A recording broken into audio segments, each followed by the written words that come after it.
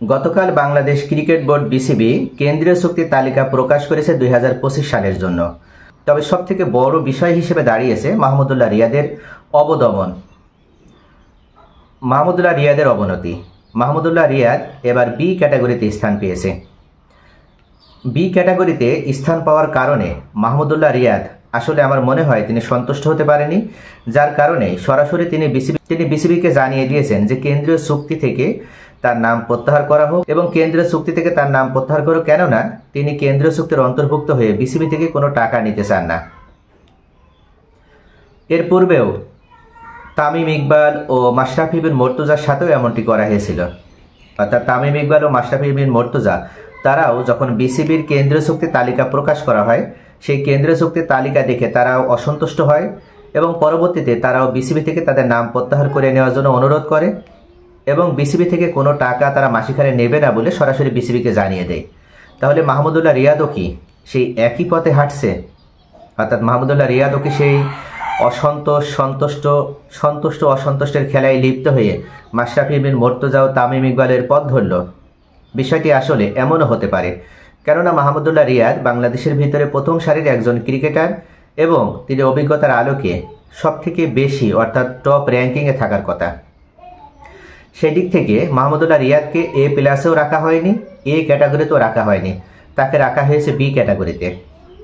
আর এই বি ক্যাটাগরিতে রাখার খবর যখনই তিনি জানতে পেরেছেন, ঠিক তৎক্ষণাৎই তিনি বিসিবির সাথে যোগাযোগ করে তাকে কেন্দ্রীয় চুক্তি থেকে বাদ দেওয়া হোক বা কেন্দ্রীয় চুক্তির তালিকা থেকে তার নাম প্রত্যাহার করে নেওয়া হোক, এজন্য তিনি অনুরোধ করেছেন।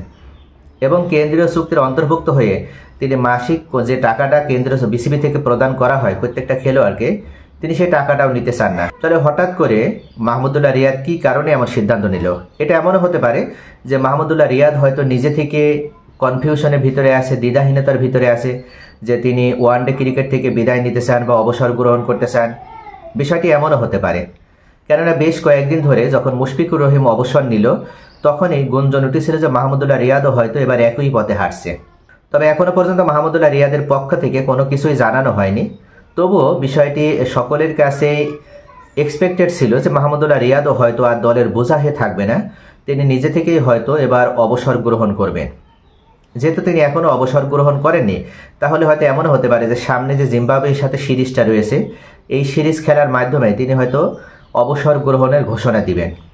আর এই কারণেই তিনি বিসিবি থেকে তার নাম প্রত্যাহার করে নেওয়ার জন্য বিসিবিকে ফোন করে অনুরোধ করেছেন। বিষয়টি এমনও হতে পারে। তাহলে এখানে মাহমুদুল্লাহ রিয়াদ তিনি বিসিবিকে ফোন দেওয়ার দুইটা কারণ হতে পারে। একটা হয়তো তিনি অসন্তুষ্ট হয়ে ফোনটা দিতে পারে, আরেকটা বিষয় যেটা হতে পারে সেটা হচ্ছে তিনি সামনেই যেহেতু রিটায়ারমেন্টে যাবে, সামনেই যেহেতু তিনি অবসর গ্রহণ করবে, তাহলে কেন্দ্রীয় চুক্তিতে থাকা আর না থাকা সেটা কোনো বিষয় হয়ে দাঁড়াচ্ছে না, যার কারণে হয়তো তিনি নিজের নাম প্রত্যাহার করে নেওয়ার জন্য অনুরোধ করেছে। তবে আমরা নিকটেই জানতে পারবো যে আসলে মাহমুদুল্লাহ রিয়াদ কি কারণে বিসিবির কেন্দ্রীয় চুক্তি থেকে নাম প্রত্যাহার করে নেওয়ার জন্য অনুরোধ করেছে।